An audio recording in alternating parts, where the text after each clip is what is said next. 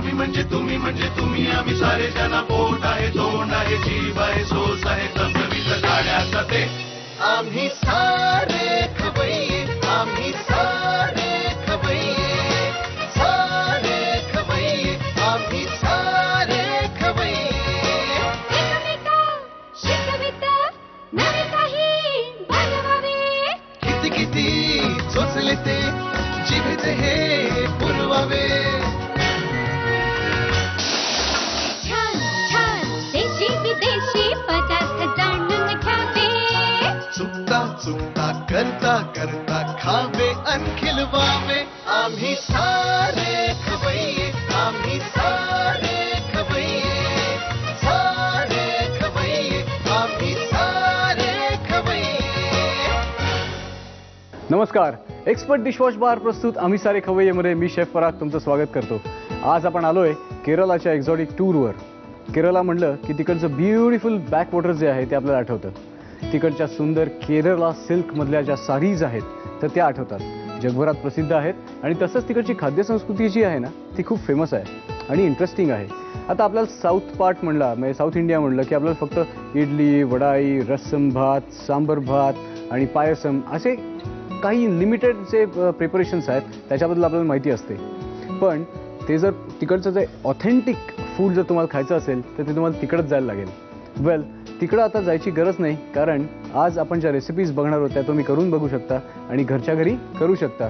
तर वेळ न घालवता let's go to the kitchen. केरळाचं जे कल्चर आहे ते इतकं सिम्पल आहे. तिकडची मंदिरं जी आहेत खूप फेमस आहेत. तिकडची लोक त्यांचा स्वभाव इतका गोड असतो त्यांचं आदरातिथ्य चांगलं असतं आणि अतिशय काटक असतात. आता आपण बघतो की केरळामधले जे लोक आहेत तर ती भरपूर प्रमाणात भात खातात तरीसुद्धा त्यांचं वजन कसं वाढत नाही बाबा. ॲक्च्युली त्यांचा जो भात असतो त्याची जात आहे तर ती इतकी हलकी असते पचायला इतका हलका असतो तो भात की 3-3 वेळा भात खातात ते. सांबर बरोबर सो भात रस्सम बरोबर सो भात आणि नंतर दही आणि त्याला तडका लावून सुद्धा भात. वेल अशा इंटरेस्टिंग प्रकार आपण आता नेहमीच डिस्कस करत असणार आहोत. पण आजच्या ज्या रेसिपीज आपण करणार आहोत त्याबद्दल तुम्हाला सांगतो. आजची पहिली रेसिपी आहे की नादान मीन करी म्हणजे फिश अँड कोकोनट करी. आता कोस्टल पार्ट म्हटल्यानंतर इंटरेस्टिंग प्रकारचे वेगवेगळ्या पद्धतीचे मासे तिकडे वापरतात. आज आपण जो मासा वापरला आहे तो आपल्या सगळ्यांचा फेवरेट पॉम्फ्रेट. तर ती पॉम्फ्रेट आणि कोकोनट करी सुरुवात करूयात. त्याच्या आधी त्याचं साहित्य काय काय घेतलंय ते बघून घेऊ. पॉम्फ्रेटचे फिलेस करून घेतलेत मी बोनलेस. फ्रेश ग्रेटेड कोकोनट, बारीक चॉप केलेला कांदा, कढीपत्ता, बारीक चॉप केलेला लसूण, बारीक चॉप केलेली मिरची, बारीक चॉप केलेलं आलं, चिंचेची पेस्ट करून घेतली मी इथं, हळद, तिखट आणि चवीपुरतं मीठ. आता रेसिपीला सुरुवात करूयात. It's a very simple recipe. केरळाची फिश करी म्हणलं की आपल्याला असं काहीतरी वाटतं की अरे काहीतरी असं खूप कॉम्प्लिकेटेड असेल. तसं ॲब्सोल्युटली नाही आहे. इन्ग्रेडियंट्स जी आहेत ती सो सिम्पल आहेत. आता प्रामुख्याने केरळाच्या फूडमध्ये वापर कसला होतो तो तांदूळ कोकोनट या प्रामुख्याने वापरल्या जाणाऱ्या 2 गोष्टी. सगळीकडे तुम्ही जा की तिकडं नारळाची झाडं दिसतात आणि त्यामुळेच त्यांच्या खाद्यपदार्थांमध्ये इव्हन त्यांच्या तडक्यामध्ये ते नारळाचं तेल वापरतात आणि त्याच्यावरच ते ग्रेव्हीज करतात. तर आज आपण सगळ्यात पहिल्यांदा या पॅनमध्ये नारळाचं तेल घालून घेऊ. साधारणतः 2 ते 2.5 टेबलस्पून आपण तेल याच्यामध्ये वापरणार आहोत. नारळाच्या तेलामुळे त्याला एक असा वेगळा खमंगपणा येतो. You can actually make out की कुठली करी नारळाच्या तेलामध्ये केली आहे आणि कुठली करी रिफाईंड व्हेजिटेबल ऑइलमध्ये केली आहे. कारण त्याचा जो वास आहे तो तुम्हाला you can easily make out with each and every bite of yours. आता इकडे या पॉटमध्ये हे जे पीसेस मी बोनलेस करून घेतलेत आणि त्याची जी बोन्स उरलेली आहेत तर त्याचा मी फिश स्टॉक करून घेतला आहे. युजली आता कॉन्टिनेंटल रेसिपीज जर मी करत असेल तर त्या स्टॉकमध्ये मी सेलरी कॅरट अनियन एखादं बे लीफ थोडेसे ब्लॅक पेपरकॉर्न वगैरे वापरतो. पण आता या करीमध्ये आपले जे स्पायसेस आपण वापरणार आहोत ते इतके डेलिकेट आहेत तर या स्टॉकमुळे ते ओव्हरपॉवर होऊ नये आणि फक्त त्या स्टॉकचा मॅक्झिमम सी फूड म्हणजे माशाचा जो फ्लेवर आहे तो याच्यामध्ये यावा म्हणून फक्त याची बोन्स पाणी आणि चिमूटभर मीठ अँड दॅट्स इट. तेल आपलं तापलेलं आहे. सगळ्यात पहिल्यांदा हा जो कढीपत्ता आहे तो आपण थोडासा याच्यामध्ये सॉते करून घेऊयात. अलॉंग विथ थोडीशी हळद, लसूण. आता तुम्हाला जसं तिखट आवडत असेल त्याप्रमाणे तुम्ही हिरवी मिरची घाला. याच्यामध्ये आपण लाल मिरचीची पावडर स्व रंगासाठी वापरणार आहोत. पण आता हिरव्या मिरचीचा तिखटपणा जो आहे तो काही वेगळाच असतो. त्यात थोडीशी हिरवी मिरची, साधारणतः चमचाभर आलं. ते असं छान असं परतून घेऊ आपण. आता जिंजर गार्लिक चांगलं परतून झाल्यानंतर त्याच्यामध्ये आता आपण घालणार आहोत बारीक चॉप केलेला कांदा.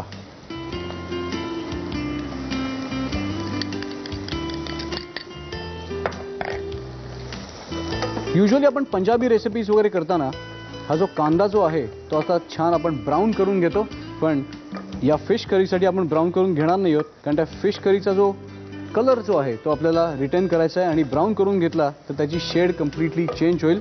तर त्यामुळे माझी एक टिप अशी आहे की तेलात तुम्ही कांदा परतताना त्याला जर चांगलं जस्ट वाफळून घ्यायचं असेल तर हलकंसं त्याच्यामध्ये पाणी घालून त्याला स्वेट करून घ्यायचं. That's it. आता याच्यामध्ये वाफ जी क्रिएट होते तर त्यामुळे हा जो कांदा आहे तो असा चांगला सॉफन होईल. त्यातले सगळे फ्लेवर्स जे आहेत ते बाकीच्या इन्ग्रेडियंट्स बरोबर चांगले मिक्स होतील. आता कांदा स्वेट झाल्यानंतर त्याच्यामध्ये आपण घालणार आहोत ओलं खोबरं,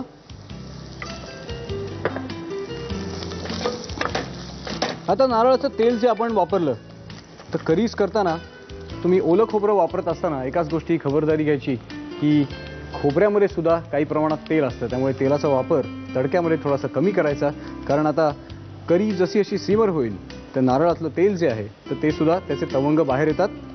आता याच्यामध्ये आपण घालू लाल तिखट,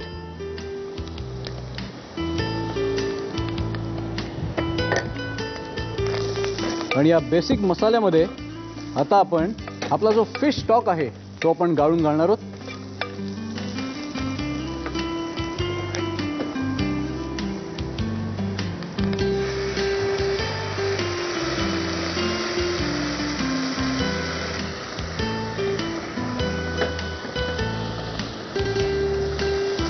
लवली. पहिले त्या करीमध्ये कुठेही आपण कुठलाही गरम मसाला वापरलेला नाहीये, खडा मसाला आपण ज्याला म्हणतो. चवीपुरतं मीठ घालू याच्यामध्ये आणि आंबटपणासाठी चिंचेचा कोळ किंवा चिंचेची पेस्ट. आता आपल्या मार्केटमध्ये बऱ्यापैकी टॅमरिन पेस्ट टेट्रापॅक्समध्ये वगैरे मिळते, पण आय वुड सजेस्ट ती न वापरता घरच्या घरी असा चिंचेचा कोळ जर केला तो जास्त फ्लेवरफुल असतो. आता या ग्रेव्हीला आपण 3 ते 4 मिनिटं चांगलं सिमर करून घेऊ. Why don't you take a small break till then. आम्ही सारे खवय्ये, आम्ही सारे खवय्ये. एक्सपर्ट डिशवॉश बार प्रस्तुत आम्ही सारे खवय्येमध्ये आफ्टर अ शॉर्ट ब्रेक तुमच्या सगळ्यांचं स्वागत. आता आपण ब्रेकच्या आधी ही जी फिश करी जी आहे आपण सिमर करायला ठेवलेली होती आणि छान ती सिमर झालेली आहे आणि थोडीशी थिकन सुद्धा झालेली आहे. तर आता याच्यामध्ये हे जे बोनलेस फिशचे तुकडे जे आहेत तर ते आपण सोडू. या पद्धतीच्या फिश करीजमध्ये फिशला मॅरिनेट करून ठेवण्याची गरज नसते, कारण आता आपण या ग्रेव्हीमध्ये त्याला आपण चांगलं कुक करणार आहोत. त्याचे ज्युसेस जे आहेत ते वाईल गेटिंग कुक्ड ते सगळे फिश ॲब्सॉर्ब करतं. आणि आता आपण पापलेटला आपण एवढं थिन कापलेलं होतं तर ते शिजायला जास्त वेळ लागणार नाही. ॲप्रॉक्सिमेटली याला साधारणतः 3-1 मिनटं आपण शिजवून घेतो. कसं आहे की आता मासे सी फूड म्हणलं की त्याच्यामध्ये अनेक व्हरायटीज आपल्या जगभरामध्ये वेगवेगळ्या कंट्रीजमध्ये केल्या जातात. आता जॅपनीज सुशीज किंवा साशिमीज जे असतात तर त्याच्यामध्ये ॲक्च्युली मासा कच्चा खाल्ला जातो, पण तो मासा कुठला घ्यावा याच्यावर अवलंबून असतं. आता तुम्ही कलकत्त्याला गेलात तर त्यांच्याकडच्या ज्या फिश करीज आहेत तर जास्त काटा असला असा बेटकी फिश जो असतो तर तो त्यांना आवडतो, कारण जेवढे जास्त काटे माशामध्ये तेवढा त्याचा फ्लेवर जो असतो तो फॅन्टॅस्टिक असतो आणि त्या करीमध्ये तो सगळा फ्लेवर इन्फ्यूज झाल्यामुळे फिश करी आणि राईस खायला मजा येते. आपल्या इथं रेस्टॉरंट्समध्ये युजली रावस किंवा सुरमाई किंवा पापलेट अशा 3 प्रकारचे मासे जास्त लोकांना आवडतात. त्याचं एक प्रामुख्याने कारण म्हणजे त्याच्यातले काटे. तर आता काटे कोण काढत बसणार रेस्टॉरंटमध्ये, तर लोकांना त्याचा कंटाळा येतो. पण आय वुड सजेस्ट की मुर्दोशी आहे किंवा असे रेड स्नॅपर आहे, अशा वेगवेगळ्या प्रकारचे मासे तुम्ही खाऊन बघा. सारस्वत लोक जी आहेत तर त्यांच्याकडे फिशचे अनेक प्रकार केले जातात आणि व्हेरी व्हेरी इंटरेस्टिंग रेसिपीज. तुम्ही पाहिलं आपले जे पॉम्फ्रेटचे जे पीसेस आहेत तर ते आपण थिन कापल्यामुळे ते ऑलमोस्ट कुक झालेले आहेत आणि कुक होताना असे त्यांनी राऊंड शेप फॉर्म केलेला आहे आणि ऑलमोस्ट ते कुक झालेले आहेत. तर आता आपण त्याला फक्त आपण 1 मिनिट शिजवून घेणार आहोत आणि हे फॅन्टॅस्टिक कशाबरोबर लागतंय तुम्हाला सांगतो, ओरोटी बरोबर. Well, I am not keeping a suspense, that's our next recipe. पण जोपर्यंत शिजतंय तुम्ही याचं साहित्य आणि कृती पटकन लिहून घ्या. फिश अँड कोकोनट करी बनवण्यासाठी लागणारं साहित्य: पापलेटचे बोनलेस फिलेट्स, किसलेलं ओलं खोबरं, बारीक कापलेला कांदा, कढीपत्ता, बारीक चिरलेला लसूण, बारीक चिरलेली हिरवी मिरची, बारीक चिरलेलं आलं, चिंचेचा कोळ, हळद, तिखट, मीठ आणि खोबरेल तेल. कृती: एका पॅन मध्ये फिश बोन्स पाण्यामध्ये उकळवून फिश स्टॉक तयार करावा. दुसऱ्या पॅन मध्ये खोबरेल तेल गरम करून त्यामध्ये कढीपत्ता, हळद, लसूण, हिरवी मिरची, आलं आणि बारीक चिरलेला कांदा घालून मिश्रण परतून घ्यावं आणि त्यामध्ये पाणी घालावं. त्यामध्ये ओलं खोबरं, लाल तिखट, फिश स्टॉक आणि चिंचेचा कोळ घालून एक उकळी काढावी. या ग्रेव्ही मध्ये पापलेटचे तुकडे घालून फिश करी शिजवून घ्यावी. वेल, आपली नादान मीन करी तर झालेली आहे, पण त्याच्यावर खायला काहीतरी आपल्याकडे पाहिजे. आणि जसं मी तुम्हाला सांगितलं की आपण एक फॅन्टॅस्टिक प्रकार करणार आहोत, त्याचं नाव आहे ओरोटी. तर ते ओरोटी कसं करायचं बघू, पण त्याआधी त्याला लागणारं साहित्य बघून घेऊ. इथं आपण तांदूळाची पिठी घेतली आहे, साधारणतः 2 ते 3 वाट्या, 1 वाटी ओलं खोबरं, साजूक तूप आणि मीठ. तर आता तुम्ही पाहिलं की केरला रेसिपी ज्या आहेत त्या इतक्या सिम्पल आहेत, करायला सो सोप्या आहेत, पण त्याची प्रोसेस जी आहे ती आपल्याला शिकली पाहिजे. So let's start the process. आता या मोठ्या बोलमध्ये आपण ही तांदूळाची पिठी काढून घेऊ.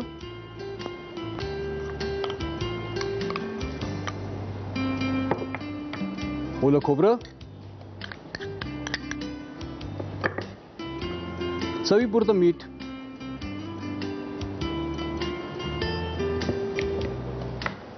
आणि आता हे जे साजूक तूप आहे तर ते आपण या मिश्रणामध्ये आपण क्रम्बल करून घेणार आहोत आणि पाणी घालून त्याचा सैलसर आपल्याला डो करायचा आहे.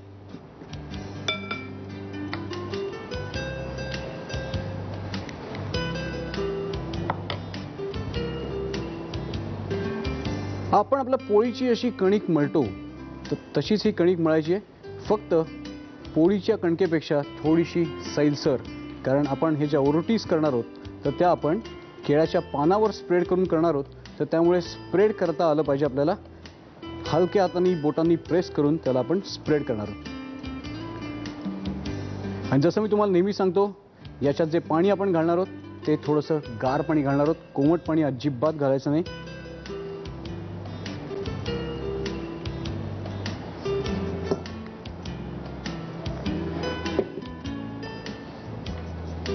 आता हा जो प्रकार आहे तर त्याचं एक व्हेरिएशन मी करून पाहिलं, व्हेरी इंटरेस्टिंग.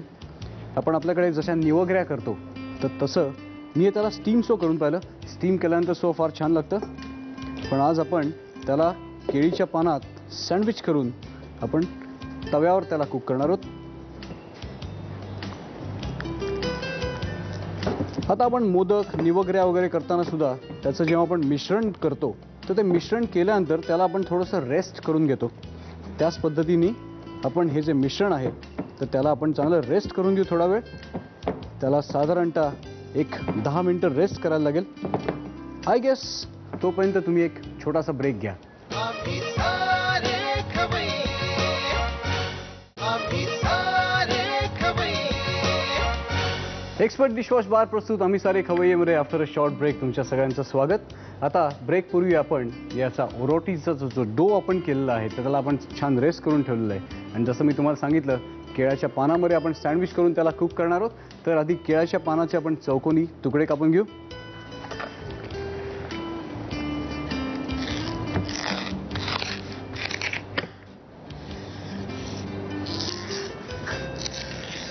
आता आपण जे अप्पम आहेत किंवा राईसचे अनेक प्रकार आपण साऊथ इंडियामध्ये शिकतो, घरी करूनही बघतो, पण असे ऑथेंटिक जे अनएक्सपोज जे प्रकार आहेत ना ते मात्र तुम्हाला आमच्या कार्यक्रमामध्ये शिकता येतात.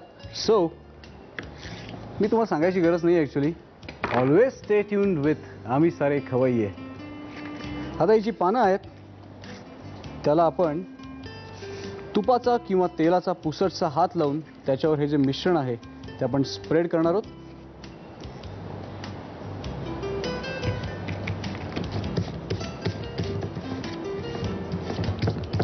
आणि त्याच्या वरच्या भागाला सुद्धा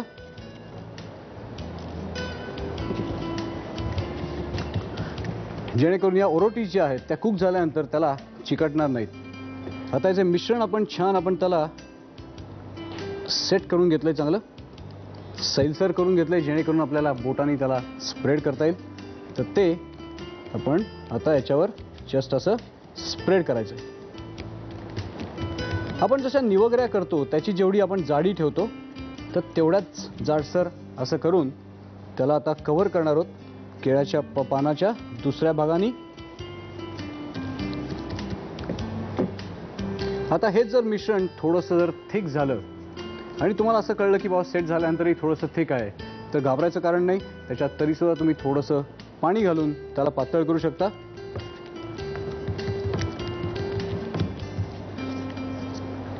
आता याच्यामध्ये 2 व्हेरिएशन्स आहेत. जसं आपण याच्यावर पातळ करून सँडविच केलेलं आहे तर ते आपण सँडविच तसं आपण तव्यावर ठेवून बेक करणार आहोत. अदरवाईज तुम्हाला जर डायरेक्ट बेक करायचं असेल तर तुम्ही डायरेक्ट तुम्ही त्याला कुक करू शकता तव्यावर. पण त्याच्यामध्ये कसं होतं की त्याला कलर येतो. I want this Orottis to be white. तर त्यामुळे त्याला मी कलर न येण्यासाठी हे सँडविच करून त्याला असं तव्यावर तुपावर मस्तपैकी आता कुक करून घेऊ.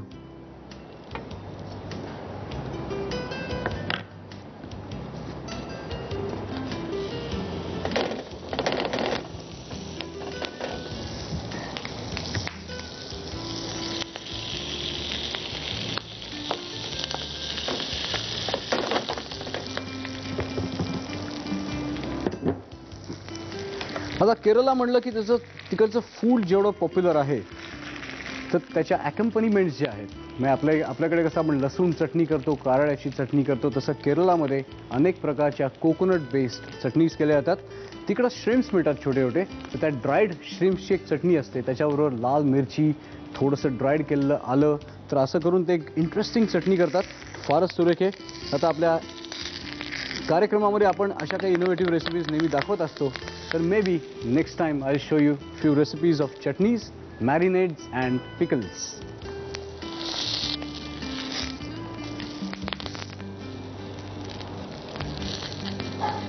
आता दोन्ही रेसिपीज बघितल्यानंतर तुम्हाला एक गोष्ट मात्र कळली असेल की Kerala is all about discipline and simplicity. तिकडच्या सारीज ज्या आहेत तर त्याच्यावरचं नक्षीकाम तुम्ही पाहिलं ना, इतकं डेडिकेटेडली आणि डेलिकेटली केलेलं नक्षीकाम असतं.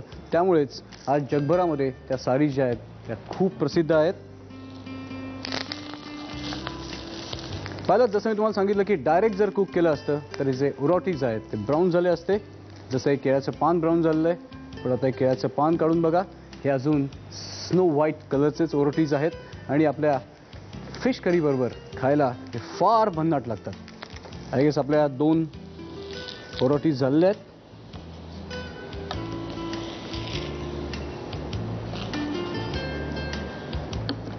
मी ही तिसरी ओरोटी जी आहे ती कुक करून घेतो. तोपर्यंत याचं साहित्य आणि कृती पटकन लिहून घ्या. ओरिटो बनवण्यासाठी लागणारं साहित्य: तांदळाचं पीठ, ओलं खोबरं, साजूक तूप, मीठ आणि केळीची पानं. कृती: प्रथम एका बाउलमध्ये तांदळाचं पीठ घेऊन त्यामध्ये ओलं खोबरं, मीठ, साजूक तूप आणि पाणी घालून पीठ सैलसर भिजवून घ्यावं. केळीच्या पानाला तेल लावावं, त्यावर हे तांदूळ आणि ओल्या खोबऱ्याचं मिश्रण थापावं आणि त्यावर केळीचं दुसरं पान लावावं. तव्यावर तूप गरम करून त्यावर हे केळीच्या पानातलं मिश्रण भाजून वाफवून घ्यावं.